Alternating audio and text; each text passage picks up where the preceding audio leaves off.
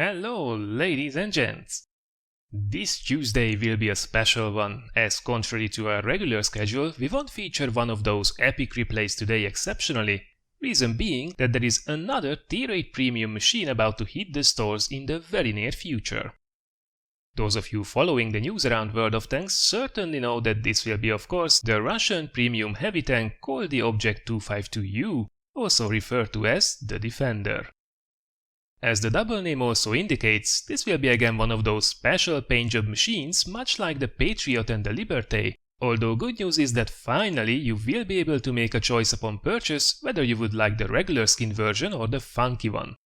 What a time to be alive, am I right? By the way, at the time of the review we only had access to the normal skin version, so that's what you will see in the gameplay as well. Talking about gameplay, if you want to skip the quick comparison to the IS-3, including a closer look at their armor profile, then you can jump ahead right now using our timestamp in the description. Otherwise though, let's see what you will get for your money. Without beating around the bush, what you basically have here is a buffed IS-3 for the most part. Yep, that's right. This heavy tank is more forgiving and a lot more deadly in a lot of situations than the already brutal IS-3, making even Tier 8 and some Tier 9 tanks cry. You can drive around in this thing with unbelievable confidence in most Tier 8 and Tier 9 matches if you don't go overly crazy, though the machine certainly has its drawbacks as well. But let's see those details. The gun is one of those 122mm Soviet monsters, bringing you the same penetration of 225mm on the standard AP rounds than what you are already used to with the top gun on the IS-3. This time around, however, your alpha damage is an absolutely crazy 440 average that will really make most enemies think twice about coming out and trying to shoot you. Where you do pay for this massive punch is for one the rate of fire that's now down to under 4 rounds a minute, and the accuracy that's considerably worse as well than on the IS-3 with 0.42 meters. Unfortunately, on top of this, the secondary dispersion values are again a lot worse as well, making the gun even more inaccurate, though at least your aim time is now better, although it still remains just over 3 seconds. And finally, you will get a little bonus in form of an extra degree of gun depression, bringing it to a total of 6. Continuing with the mobility, it has worse top speed, worse power to weight ratio, and worse terrain resistances than the IS-3, so while it's not far behind stat-wise, overall it's definitely a much slower heavy tank than its regular counterpart. The big one though is the armor on this metal beast. The numbers on paper often mean nothing, so let's see how it really compares to the famously foolproof armor of the IS-3. With a direct frontal comparison, we see that it has the same pike nose layout, with the lower plate being even more prominent, however it's light years tougher. The lower plate itself is still the main weak spot, but it's now a weak spot that's up to 250mm tough, and the upper plates, straight up facing the opponent, are almost double as thick as on the IS-3 with well over 300mm, so they will hold up in Tier 10 matches as well, even against premium rounds. The turret is much more like on the IS-6, however it's a very tough one as well, and for the most part it's a big no-no to shoot at with any gun in the game, not to mention that this time around we don't have that annoying, laughable 20mm of armor plating on top of the turret either. The cupolas, from which we have now 2, are your best chance to damage this thing frontally if it's hull down, but it's a rather small target, so if you keep rocking back and forth with it, shots will quite often miss them. Now let's see what happens if they angle their armor, for example when they try to side scrape. The cheeks as usual will become a weak spot this way, but we are still talking about 200mm plus here. However, when this happens, there is actually a rather significant weak spot revealed above the tracks with only 140 to 160mm of armor. So you can side scrape in this thing, you have to be very mindful of these weaknesses. And last but not least, let's see what happens when you catch these things in the side.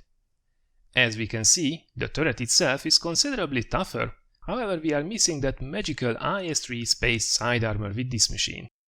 While the IS-3 itself can often get away with getting itself out of position exactly because of that unbelievably trollish side armor, the Object 252U will completely shredded in the same situation, and suddenly your Wonder Armor is all but a dream.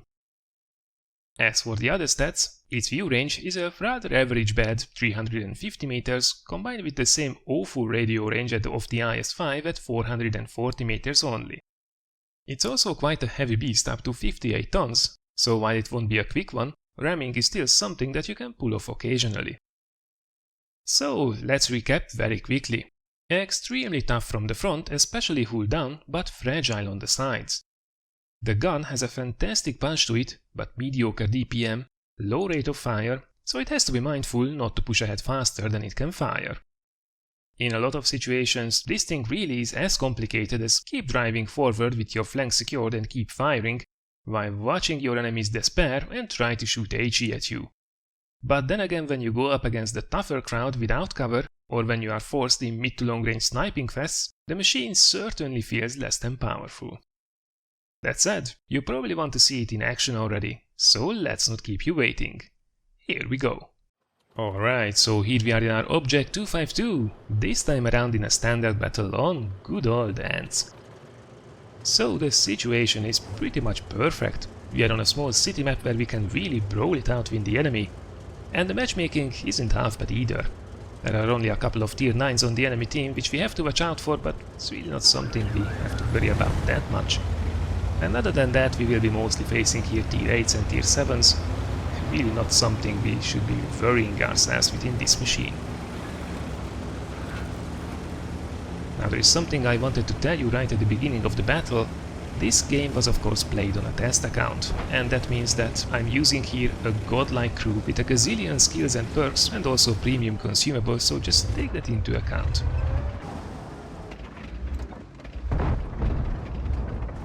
Let's see who will be the first customer to field a Russian Justice. Unfortunately, it won't be the French 1390 because that shot unfortunately misses there.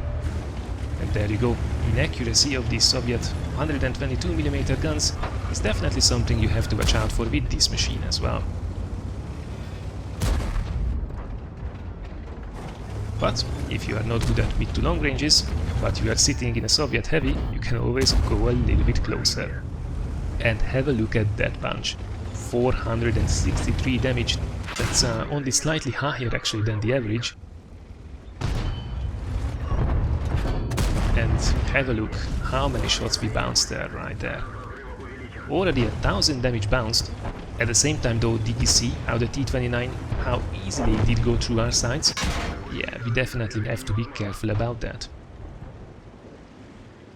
The Yak Tiger is thankfully being held in check by our teammates, and the T-29 frontally, only thing he can do is blow our tracks off. But that's alright, we can just quickly put it back on, and then with the next shot we can casually take him out. Now have a look how long it takes for this thing to reload. The base rate of fire is under 4 rounds a minute, which means that you will have to spend 13-14 seconds to reload. To put this into perspective, after the upcoming buff, the mouse will have a better reload time than this thing does.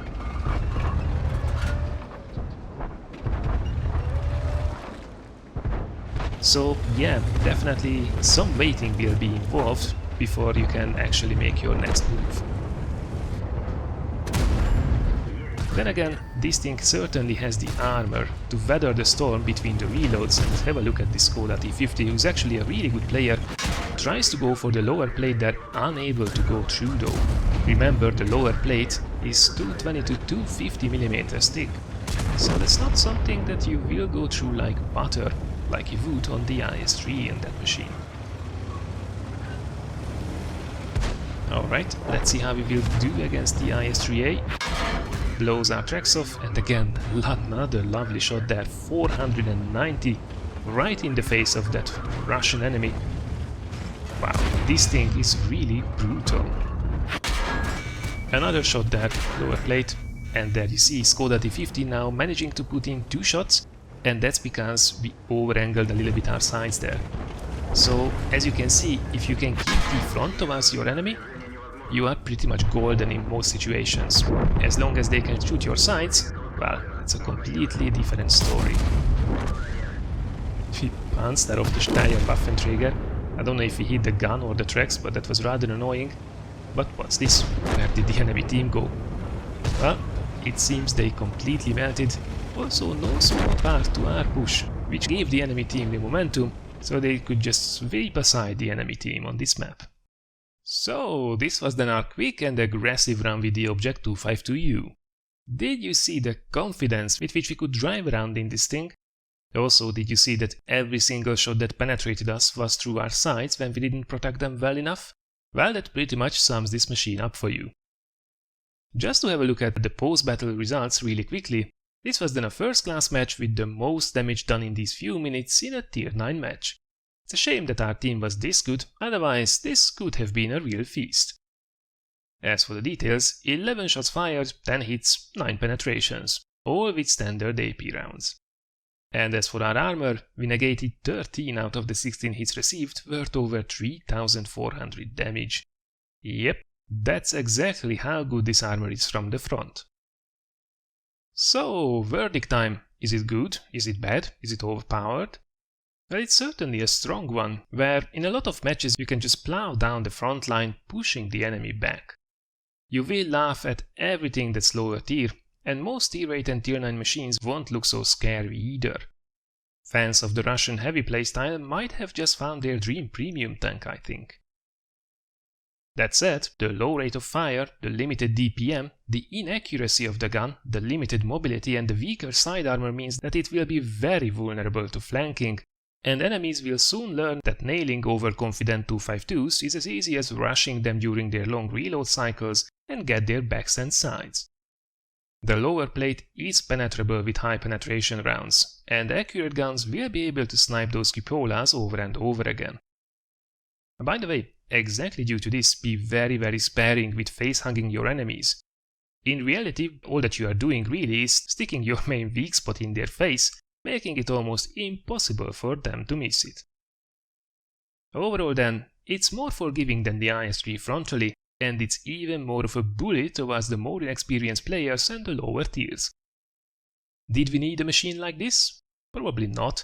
Is it fun though? Hell yeah, it is. If you like your Soviet heavies, you might want to have a closer look for yourself. Alright people, this was then our very quick look at the Object 252, coming to a premium shop near you very soon. I hope you found this little video informative or at least entertaining, and if you did, thanks a lot for considering giving it a like or sharing it. Now tomorrow we will continue with another episode of that popular Blind Shot Funny Moment special, and on Thursday it will be time to celebrate our latest milestone with some rather juicy prizes to be won. Thank you very much for watching everyone, and I look forward to seeing you again in one of the next videos.